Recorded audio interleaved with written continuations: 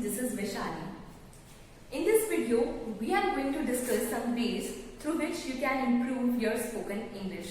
इस वीडियो में हम डिस्कस करेंगे कि जब हम स्पोकन इंग्लिश की बात करते हैं तो हमें कहाँ पर प्रॉब्लम्स आती हैं और किन चीजों को फॉलो करके हम उसे इम्प्रूव कर सकते हैं, बेटर बना सकते हैं. So first of all let's discuss the actual problem. हम स्टार्ट करते हैं प्रॉब्लम को रिकॉग्नाइज करने से कि हमें प्रॉब्लम आती कहाँ है. If I ask you to speak up a paragraph or few lines over a random topic, but there is one condition, you have to speak only in English. अगर मैं आपको बोलूं कि आपको एक पैराग्राफ या फिर कुछ लाइंस बोलनी है किसी भी रैंडम टॉपिक पे, किसी भी कॉमन टॉपिक पर वो आपको सिर्फ इंग्लिश लैंग्वेज में बोलनी है. So would you be able to speak fluently? क्या आप फ्लुएंटली उस चीज को बोल पाओगे? If no, then you must be thinking that our English is not so good. अगर आप ऐसा नहीं कर पा रहे हो तो आपके माइंड में क्या थॉट आ जाता है कि नहीं, हमारी इंग्लिश अभी इतनी अच्छी नहीं है.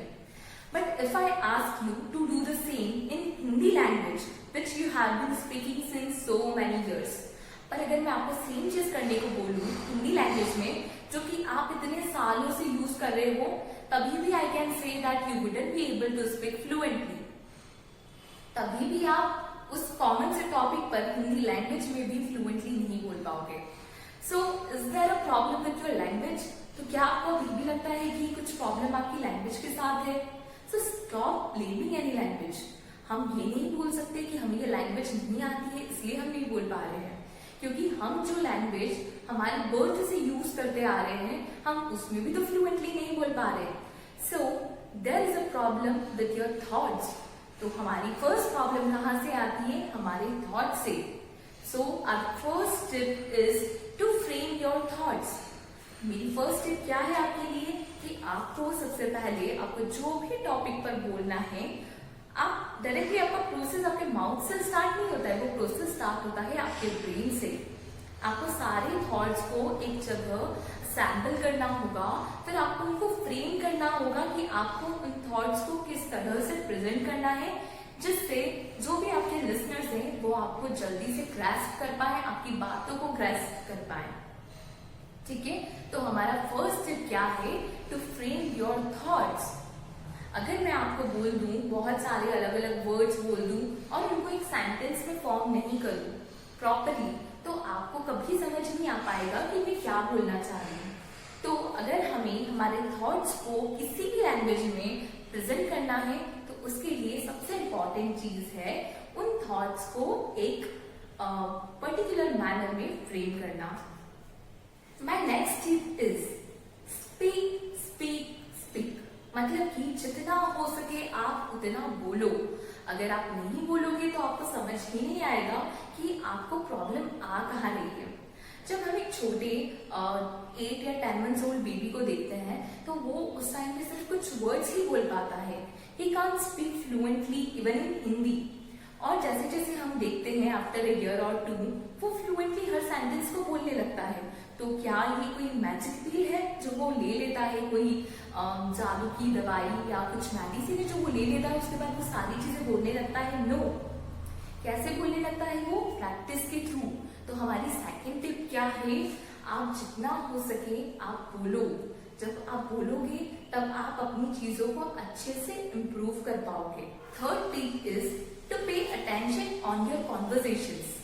जब आप किसी से बातचीत करते हो तो जब वो कॉन्वर्सेशन एंड हो जाए उसके बाद आप उस कॉन्वर्सेशन को फिर से रिवाइंड करो. एक बार सोचो कि आपको उसमें क्या चीजें समझ नहीं आई थी, क्या कोई ऐसी वोकैबुलरी थी जो आपको नहीं पता थी, या फिर आप कौन से एरिया में चाहे वो ग्रामेटिकल पोर्शन हो या वो आपका एक्सेंट हो जिस टोन में आप बोलते हो, या फिर वो आपकी वोकैबुलरी हो, आप किस पोर्शन में अनकंफर्टेबल फील कर रहे थे. जब आप ऐसा करोगे तो उस कॉन्वर्सेशन के बाद आप उस पर वर्क कर पाओगे और उस चीज को बेटर बना पाओगे, इम्प्रूव कर पाओगे. Next tip is to increase your knowledge of vocabulary.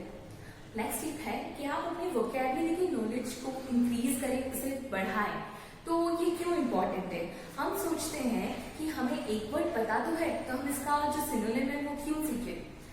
क्या हम अपने वार्डरोब में सेम टाइप के कपड़े रखते हैं? नहीं, हमें वैरायटीज पसंद होती है. तो उसी तरीके से इंग्लिश लैंग्वेज में भी वर्ड्स की बहुत सारी वैरायटीज होती हैं, तो जितना हम एक्यूमुलेट करेंगे उतना हम अपने स्पोकन इंग्लिश में उस चीज को एक्सप्रेस कर पाएंगे। तो हमें क्या करना है, अपनी वोकैबुलरी के विजडम को इंक्रीज करना है। Next tip is very interesting and little bit funny too. As we do exercise for the flexibility of our body, हम अपनी बॉडी की फ्लेक्सिबिलिटी के लिए एक्सरसाइज करते हैं, उसी तरीके से अगर हमें हमारे टंग को फ्लेक्सिबल बनाना है, ज्यादा फ्लुएंट बनाना है, तो उसके लिए टंग ट्विस्टर्स को प्रैक्टिस करना बहुत जरूरी है। टंग ट्विस्टर्स को जब हम प्रैक्टिस करते हैं तो हमारा एक्सेंट इंप्रूव होता है और हमारी स्पोकन इंग्लिश में फ्लुएंसी आती है। Okay, so let me share some tongue twisters with you. I scream, you scream, we all scream for ice cream, ये टंग ट्विस्टर है। आप ट्राई करो कि आप इसको फास्ट बोल पाओ और आप इसमें मास्टर हो पाओ। So I scream, you scream, we scream for ice cream. She sells seashells by the seashore. She sells seashells by the seashore. Good blood, bad blood, good blood, bad blood. ऐसा करने से, इन टंग ट्विस्टर्स को practice करने से आपकी English definitely improve होगी। My next tip is very useful. Record your own voice.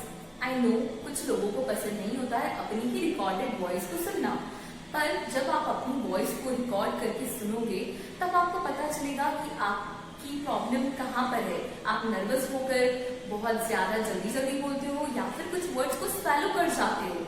तो ये जो प्रॉब्लम है ये आपको कोई और नहीं बता सकता है, ये आपको सेल्फ एनालाइज करनी होगी।